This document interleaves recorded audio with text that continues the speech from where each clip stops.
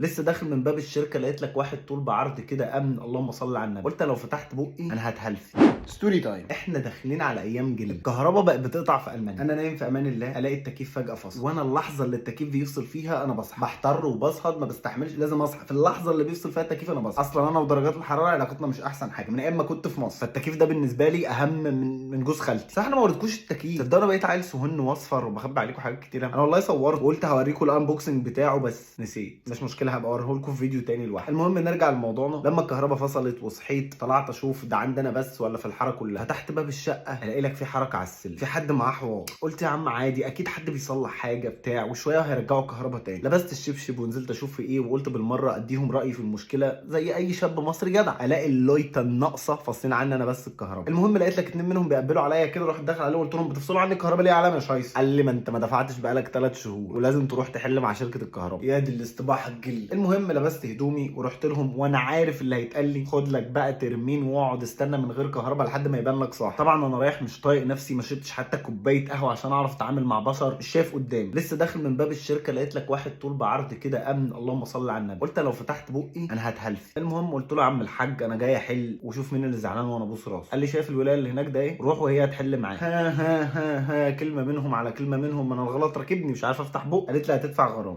يا ست الحاج غرامه ايه بس، استهدي بالله ده انا على الله. قالت لي ولازم تدفع اجره الناس اللي جم فصلوا عنك الكهرباء واللي هيروحوا يوصلوا لك الكهرباء تاني. اجره ايه، هو انتوا بتاجروا واحد يرفع كوبس وينزل كوبس وانا اللي ادفع له؟ المهم يهديكي يرديك ها طاس 300 يورو. حطيت الجزمه في بقي طبعا واخدت الفاتوره ورحت دفعتها زي الكلب ورجعت لها تاني. قلت لها اهو يا ست الكل دفعت الفاتوره اهوت، رجعوا لي بقى الكهرباء. قالت لي بص هم يرجعوا لك النهارده من الساعه 1 للساعه 4، يعني تروح تترزع الاربع ساعات دول في البيت، لا عندي كهرباء ولا عندي نيله ومش عارف هيرنوا الجرس ازاي اصلا، اديني قاعد مستني. هل اليوم يخلص على كده؟ لا، بفتح البريد الاقي لك جواب من مين؟ من الشركه اللي مأجره لي البيت.